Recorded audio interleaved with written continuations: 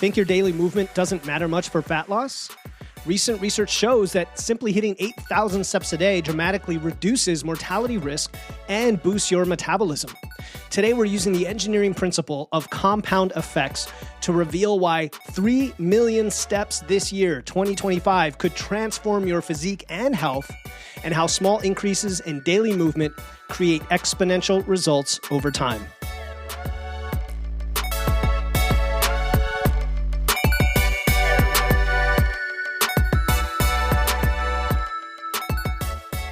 Welcome to Wits and Weights, the podcast that blends evidence and engineering to help you build smart, efficient systems to achieve your dream physique.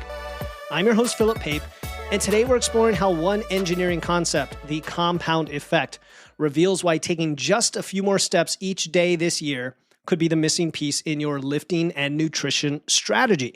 Now, you're already putting in the work at the gym, I hope, lifting weights, tracking your protein, focusing on progressive overload.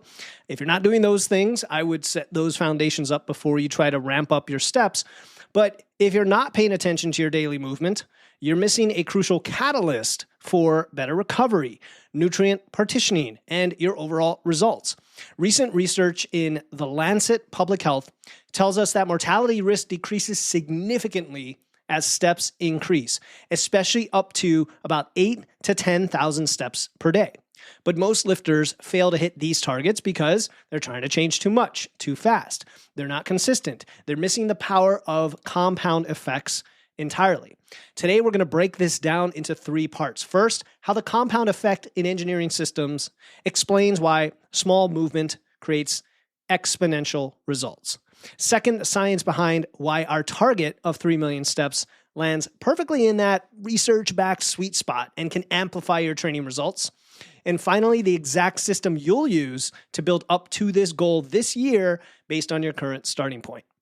Before we dive in, if you're ready to join others who are taking up this challenge for themselves, this 3 million steps in 2025, and you want some accountability, some support, a place to share and track your results, join our free Wits and Weights Facebook group.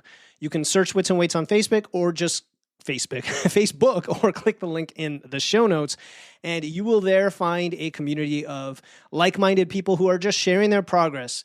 They're posting every day. They're supporting each other. And you can look up the hashtag 3 million steps 2025 to specifically follow along in this challenge. Again, join our Facebook group, click the link in the show notes, or search for it on Facebook. Now, let's start by understanding the compound effect from an engineering perspective. We like to do that on these Wednesday episodes. In engineering systems, we see this principle everywhere. From thermal systems, where tiny improvements in insulation can lead to big savings in energy, to electronic amplifiers, where a small signal gets stronger through a feedback loop, and chemical reactions, where catalysts compound the rate of change. The key here, you don't have to understand these systems, but it's the principle behind them. They don't just add up changes linearly, they multiply them over time through positive feedback loops. James Clear captured this perfectly in Atomic Habits when he talked about how a 1% daily improvement compounds to a 37x improvement over a year. So it is an incredibly important principle that can definitely work with your body because things in the fitness realm work the same way. Every additional step that you take creates a cascade of positive feedback loops. Notice I'm not just talking about adding steps and that's the end of the story. Listen to this chain of events. First, when you move more, yes, you are increasing your what we call NEAT, your non-exercise activity thermogenesis. Higher NEAT then boosts your daily calorie burn. That higher calorie burn or higher energy expenditure improves a lot of things, such as your insulin sensitivity, and of course, the amount of food you can eat and the amount of fat loss you can achieve. Enhanced metabolism also makes future movement easier. You are now a healthier person. You have better cardiovascular health, better blood sugar control, on and on. And then all of this improved fitness leads to potentially more spontaneous activity that you may not even be aware of, further increasing your NEAT. This is why active people burn a lot more calories, even above and beyond what you would think, because of this cascade, because of this compound effect of one little thing that upward spirals into multiple behaviors, sometimes unconsciously. Now, one of my clients, Jerry, I had him on the podcast a while back. He had already lifted for many years. He built a ton of muscle. He was carrying a little bit extra weight, so we wanted to work on fat loss. But he was only getting like 3,000 steps a day because he was an attorney on his butt all day, behind a computer. Raise your hand virtually if that is you. And so we got his steps up to about 8,000 steps per day. It wasn't like 12, it was 8. And within weeks, if not days, his resting heart rate dropped dramatically. But he also saw that his expenditure climbed as he was in fat loss, which was almost a little bit surprising. It wasn't surprising for me. I've seen this happen. But the fact that he had already built most of his genetic muscle, that's what made it a little bit surprising. The power of adding some steps. And that was just for his expenditure. We saw his health markers improve as well from the movement alone before he had even lost very much weight at all. So keep that in mind. If you're facing a plateau, if you're having issues with recovery, with training, with the amount of food you're eating, how powerful steps can be. Now, let's get into why this specific number. So I came up with this challenge. I'm calling it the 3 million steps challenge. It's not a challenge that you sign up for. It's just a goal that you can aim for the year. And then you join our Facebook group, and together we are going to help each other achieve it. And that specific number may not even be your goal. We'll get there, but I want to explain that number first. If we break it down to a daily number, it comes out to 8,200 steps per day. And here's where the research gets interesting. A 2022 meta-analysis in The Lancet showed that the sweet spot for health benefits lies between 7,000 and 9,000 steps per day. So this target of 8,200 lands right in the middle, right smack dab in the middle of this evidence-based range. And for those of you already committed to strength training, which I'm going to mention multiple times today, you've got to be doing. Walking is not enough. You've got to be strength training. The benefits directly support your goals, and they compound them and they spiral them upward. So let's go through those benefits. I have quite a list based on what we've seen in the research. First are the metabolic benefits. Walking enhances your insulin sensitivity, which means better nutrient partitioning when you're trying to grow muscle. Now, we know strength training also vastly improves this as well, so they go hand in hand. Related to this is it improves blood sugar control, which helps you with recovery, reducing fat storage as well. If you have historical issues with blood sugar, maybe you're pre-diabetic or diabetic, it's as powerful, if not more so, than metformin, which is the leading type 2 diabetes medication, when you go for a walk after a meal. So that's always the first place I advise people putting their walks is after a meal. It increases your NEAT, which we mentioned before, and that can account for up to half of your daily energy expenditure if you are a big-time walker. And it also helps with your appetite regulation. So it just naturally helps you get in better tune with your hunger signals and makes the intuitive aspect of eating food easier while you're tracking and getting to that point. And I see this all the time with clients who increase their steps. They're like, wow, I didn't know it would help me with my BMs and my digestion, but also with my hunger signals. Awesome. So those are metabolic. Then we have the recovery and performance benefits that I don't think get talked about enough. For example, it enhances your blood flow between your training sessions. So it can actually not only help your muscles recover and repair, but also reduces DOMS, right? Delayed onset muscle soreness. It's a great way to just kind of mitigate some of the soreness that you might get, which you shouldn't always be sore. But if you're in fat loss or you're doing a new movement or certain high rep work, I get it. You could be sore. Maybe you're the type of person that has some extra cardio in there. You might get sore. So this is helpful. It also lowers systemic inflammation, which actually supports better adaptation to training, which is more of an acute inflammation, right? Like training is an inflammatory response to the muscle tearing, but we don't want systemic inflammation. So walking actually lowers that. It also improves your sleep quality.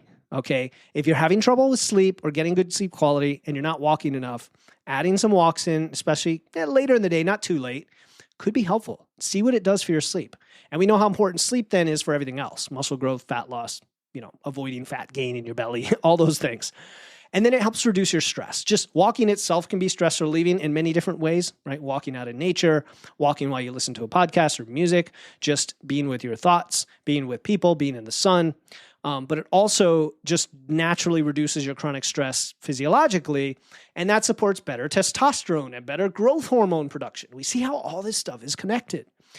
And then not last, I actually have 4 categories here. So the third category of benefits from walking, from steps, is the fat loss support, which I know a lot of you came to listen to this based on my title, but it is very helpful and it's a great incentive.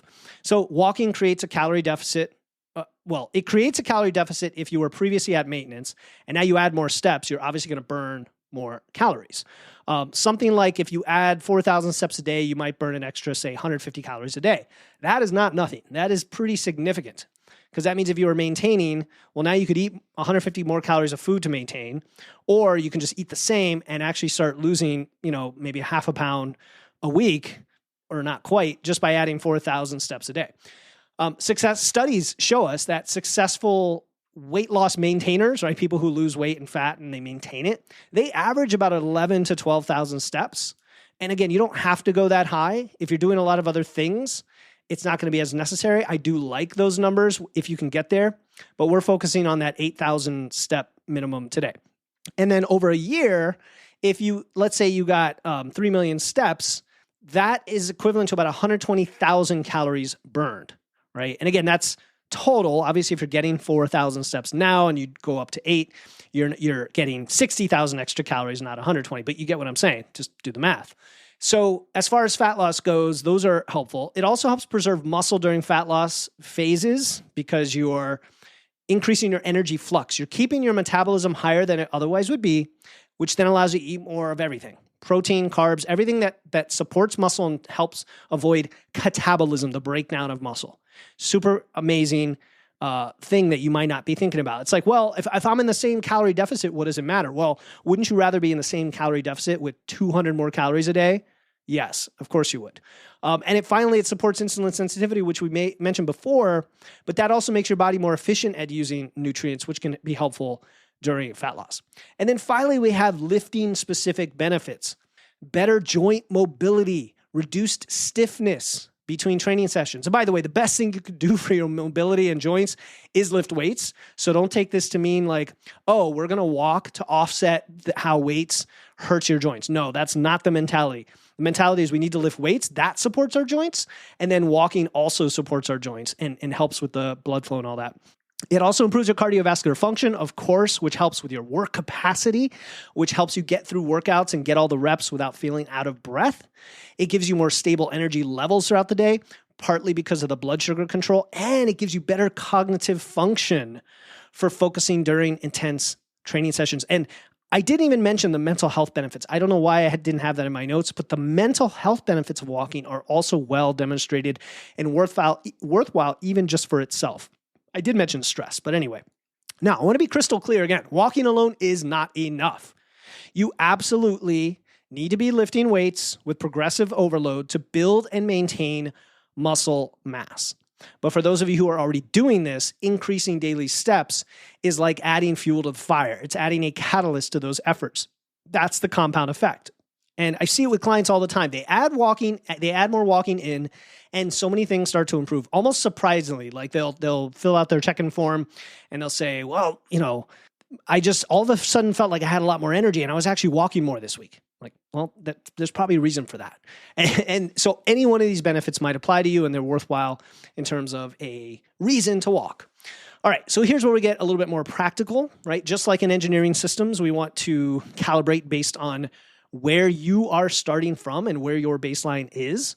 So even though 3 million steps for the year equals 8,200 steps a day, if you are currently getting 3,000 steps a day, I don't want you to try to get 8,000 steps this week. Just add 500 steps this week and then add 500 more and then keep going. Now, if you're already getting, say, 6,000 steps, well, maybe you're at the point where you can add 1,000 steps this week instead of just 500. It's kind of like progressive overload for walking.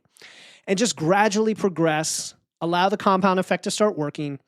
Don't overwhelm what your schedule or your stress or your lifting or anything by feeling like this is a burden. We don't want it to be a negative. We want the walking just to be an easy little thing you're adding in.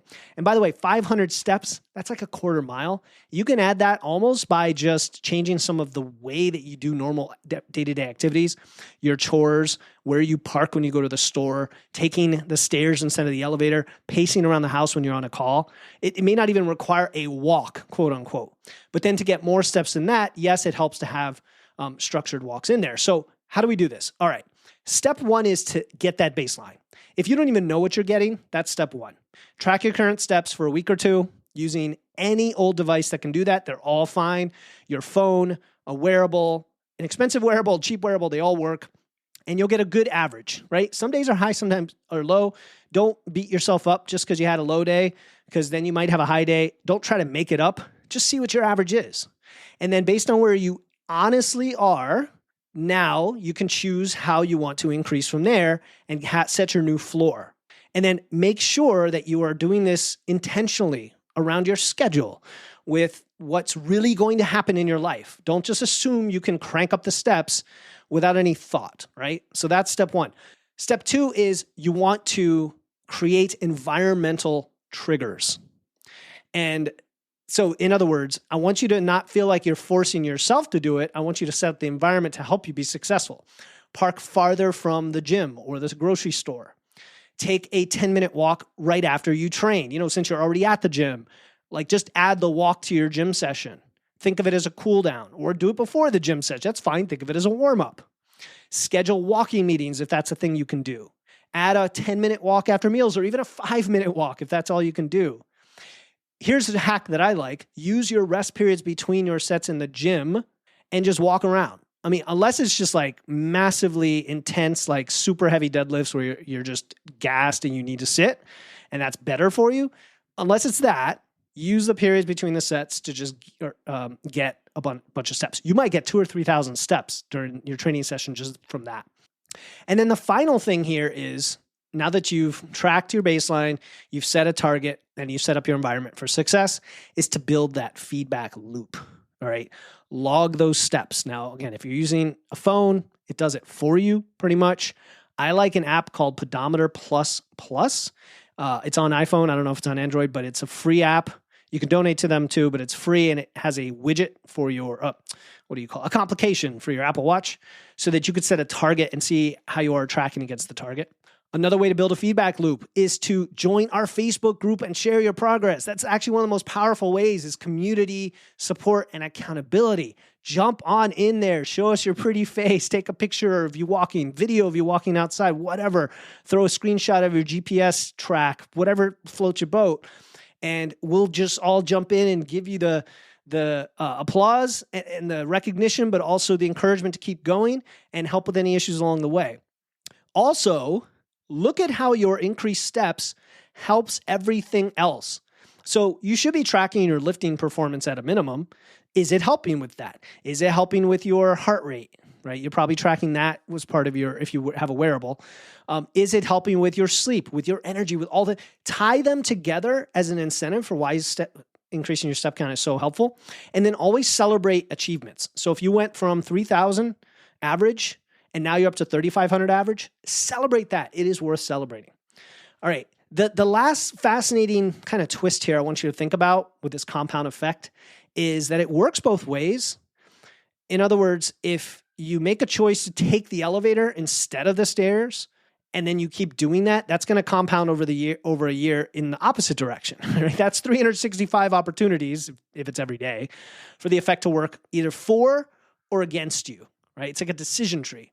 So it's just like how missing one workout's not going to kill your gains, but if you keep skipping sessions, it's going to, cause you to detrain. Your daily movement choices accumulate into either progress or regression. So this is the year to think about which direction you want to go. The compound effect is not just an abstract principle, right? It's a fundamental law of nature. It really is. We see it everywhere. And by applying it to your movement through the 3 million steps challenge, you're working with those natural laws to amplify your results instead of fight against them. All right. Join our Wits and Weights Facebook group to connect with others taking the hashtag 3 million steps 2025 challenge. You could share your progress. You could support, be part of a community that understands the power of not quick fixes, but small, consistent actions. Click the link in the show notes to join the group or search Wits and Weights on Facebook. Until next time, keep using those wits, lifting some weights, and remember, every step counts.